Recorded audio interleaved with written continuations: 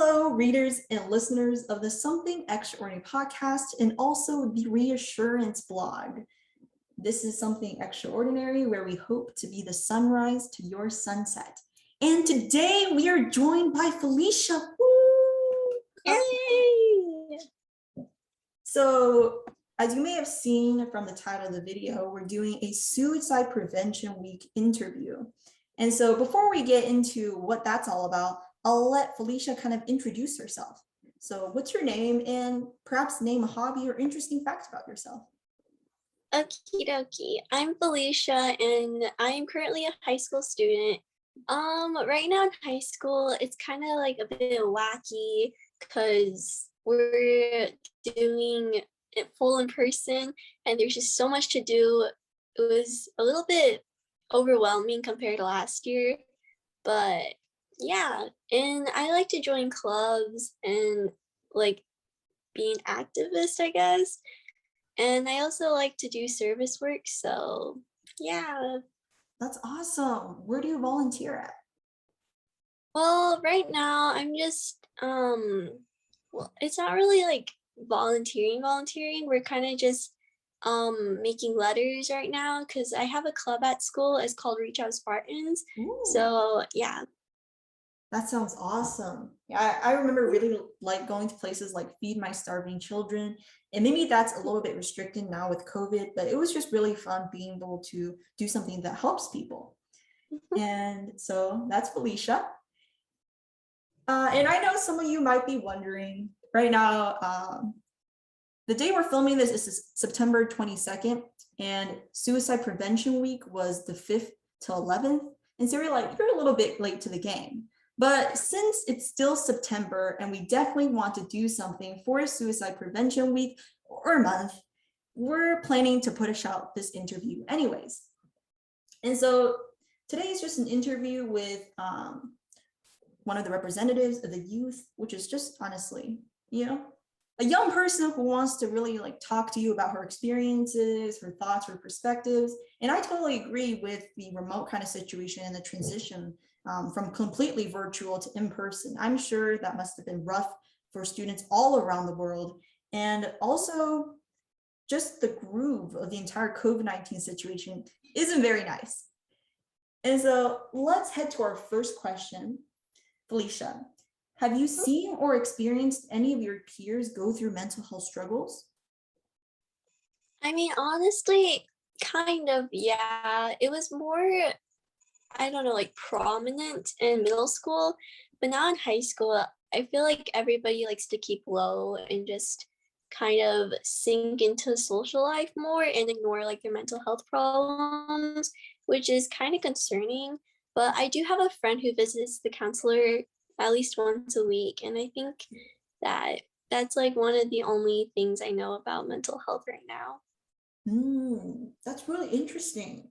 So you think that perhaps as you move into high school, is it more common for people to not really talk about them, or that they only go to specific people to talk about them, like a counselor or the sorts? Or is it just really, I don't really talk about it?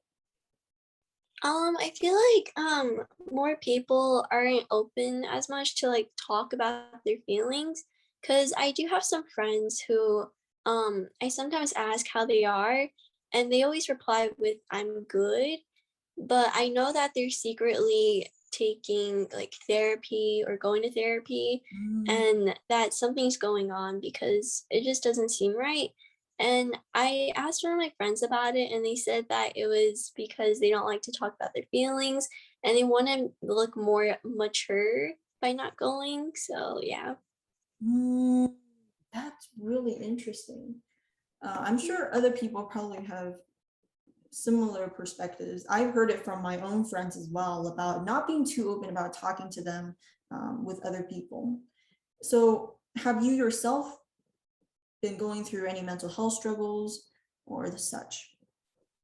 Um, Not really. I mean, I do admit that sometimes it feels a little overwhelming and not everything goes to plan.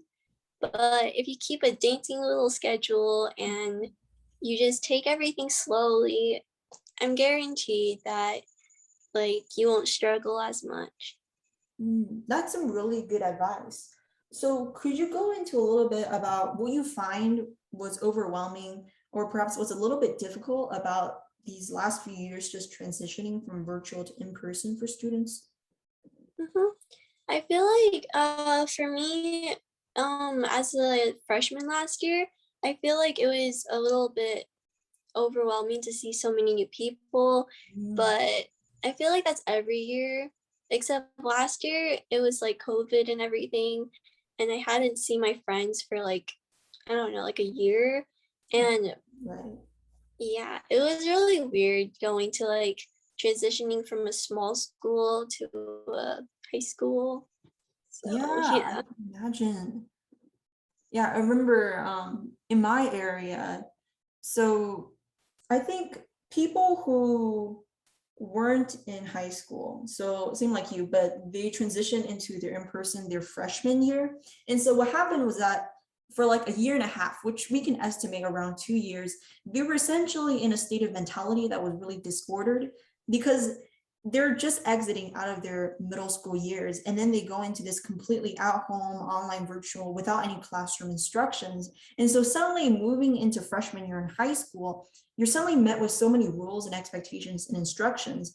And that, I guess that sort of kind of exploded a little bit in my area where we saw people perhaps doing vandalism at schools, or there was even like bomb threats that you might have heard of.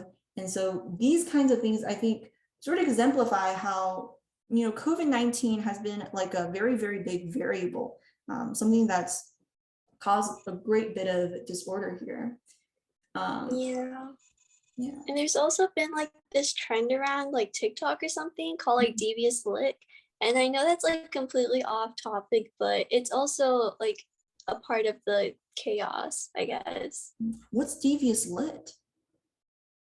I think it's like when people steal stuff from the school and like shove it in their backpack and take like videos of it, thinking how cool they are, but I don't know. Well, I know one school in my area also had that problem, uh, Mhm. where they kind of stole us teachers' computers and then put it up Ooh. for sale. So, yeah, I'm sure, like, despite the distance between us, I'm sure that, uh, our communities share a lot of those sorts of struggles. Mhm. And so, our next question, you want to talk a little bit about what you think are the main causes behind them, or some of the main things that you've noticed from your middle school years that you might want to talk about? Mhm. Well, I would say that middle school was a little traumatic, but before going to that, I think for high school, one of the main sources of stress, I would say, is like social circles, like Mhm. drama and gossip and all that stuff, as well as like grades and homework and tests. Because I know that when you get older and like higher grades, you take more AP tests and Mm, stuff. And that seems to have an effect on students to like motivate them to study more. But then they neglect like normal things to do, like eating, sleeping, right, and that just it's a whole entire like negative feedback line, I guess. right. So much competition that you probably see. Yeah. Is there anything, do you think that's shared in middle school, or is it another factor?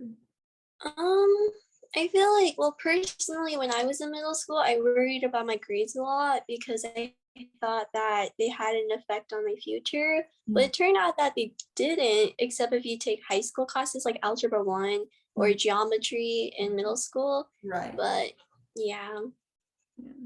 Yeah, I'm pretty sure a lot of middle school students, well, some of them were thinking about that too. Um, Mhm. yeah. Yeah. So I noticed. But, Hmm? mm, oh no, you can talk. Oh, no, no, you continue. You're the star of the interview here. Oh, I was gonna like continue on with like the whole middle school thing, but Yeah. it's fine. It doesn't No, no, matter. no, no, no, no, no. Go for it. Go for it. Okay, well, I mean, it could be for different schools, but when I was in middle school, I was a little, I can talk. I was a little bit timid, and a bit shy with others, Mm. but it gradually gets better when you get older, like 8th grade and 9th grade. And by the time you're 10th grade, like me, it rarely ever matters what other people think of you because we're all going to graduate and go into different places. Mm. Oh, I think that's a really, really good perspective. I think a lot of people put a lot of emphasis on their high school years, but you're what? You're 18 when you graduate. There's still so many more decades of your life. And college is a whole nother 4 more years, maybe 2 or 3 more years when you get a master's degree. Yeah, definitely. So I noticed you talked about, the competition, maybe some cliques in high school, sort of the about all the stress moving from quarantine to in person. Are there any solutions that you have for dealing with your negativity or any of the stress that you feel? Um, I mean, most of the stress is usually like the transition. I would say the most like scary part of it would probably be seeing the overwhelming amount of people coming in, like new people. Mm. Cause last year I was in hybrid, so there wasn't that many people, and I was like kind of familiar with people. Like I at least knew everyone's name. But this year it's like a ton of like children everywhere, and it's really hard to move around in hallways. So Mm. but I would say, if that were to happen, just make friends with the new kids. It doesn't hurt. We're all like teenagers or something. Like we Mm. all need friends. So making friends with them will definitely help a lot. Mm. And not only will you help yourself like engage with the community, it'll also help the new students transition here. So it's basically a win-win. Mm. Do you have any tips for making friends? Oh, I would say The big I would dilemma. say yeah, I mean, I'm kind of I don't know. I feel like I have different personalities because I'm kind of more bubbly in a sense to newer people, Mm. but at the same time I'm also kind of bubbly to those I've known before, but like not as personal in a sense. I'm Mm. not really sure how to explain it, but some tips I would say would be join lots of clubs. Because last year I joined speech and debate, ooh, suddenly it just like gone blank. Speech and debate. I'm trying to think. I feel like speech and debate was one of the main ones. And sports, because I do tennis. I mean, Oh. tennis was kind of it wasn't the greatest for me, but I met lots of friends there. That's good. So Mhm. sometimes, once you get into certain organizations like a club or sorts, you find that it's not your calling, but maybe you make some friends along the way, right? You don't have to make a huge commitment to that specific activity. Yeah, it's Um, all about the fun. yeah, that's Yeah. all that. Yeah, that's what matters the most. More, Mhm. much more than having a mental breakdown or being way too stressed. Yeah. Is there anything you want to say to our audience, so to the youth generation, about how they can deal with their negativity or maybe improve their lives or how they're doing? Um, I would say do the things you want to because life is too short and just go for it. Because even if you fail, there's always other things you can do. Like for me personally, during quarantine in the transition from 8th to 9th grade, I picked up Penpal Link, which really helped me connect with the outside world when I was Mm. stuck in a tiny little house. Well, not really tiny, but like in a house and not able to go around during the summer and have fun. Yeah. So yeah. Where can I get a pen pal?